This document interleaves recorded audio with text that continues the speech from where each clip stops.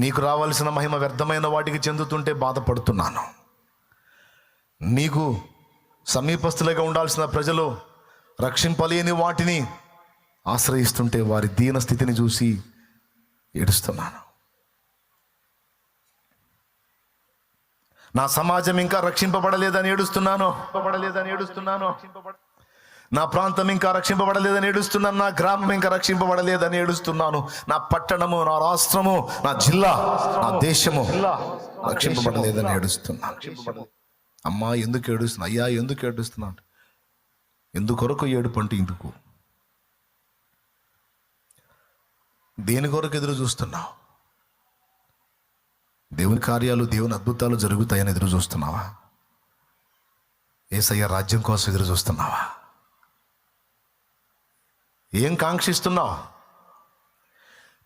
మనం ఎప్పుడైతే ప్రభు కార్యాలయందు దృష్టి పెడతామో, ఆత్మల కొరకు కన్నీరు విడుస్తామో, ప్రభు కార్యాల అభివృద్ధి కొరకు ఎప్పుడు నిరంతరం ఆకాంక్షిస్తామో, ఈ ఆలోచన పరులు ఎవరైతే ఉన్నారో వాళ్ళకి మిగిలిన బాధ్యతల గురించి ఆట్టే కలత చెందాల్సిన అవసరంలా.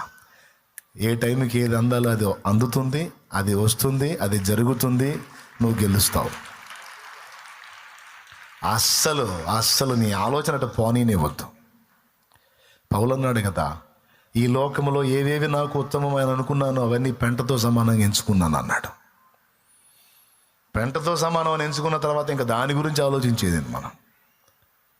ఈ లోకం ఇచ్చే గౌరవము, ఘనత, గుర్తింపు, పేరు ప్రఖ్యాతులు, ధనగనక వస్తు వాహనాలు, ఆస్తిపాస్తులు, అంతస్తులు,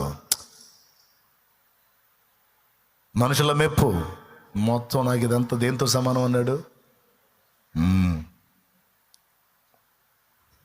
అప్పుల గోల ఎవరికన్నా ఉందా? అప్పుల భయం ఎవరికన్నా ఉందా?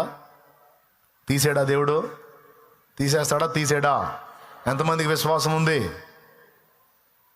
చెప్పు. నువ్వు దాని మీద మైండ్ పెడతావా? నేను ప్రభు రక్షణలోకి వచ్చినప్పుడు కూడా తట్టడప్పుల్లో ఉన్నా. కానీ ఎప్పుడైతే ప్రభులోకి వచ్చానో, వాక్యం చదవటం మొదలుపెట్టానో, అవన్నీ నాకు అసలు సమస్యలుగానే అనిపించలా. అబ్బే, ఎవడన్నా తిడతాడు, ఎవడన్నా ఏమన్నా అంటాడు, అప్పించినోడు మాట అంటాడు, సామాగ్రి బయట వేస్తాడనే భయాలు కూడా లేవు. ఎందుకో ఆ భయం లేదు. ఎందుకో కాదు, నేను నమ్మిన వాడు రోషం గలవాడని విశ్వాసం.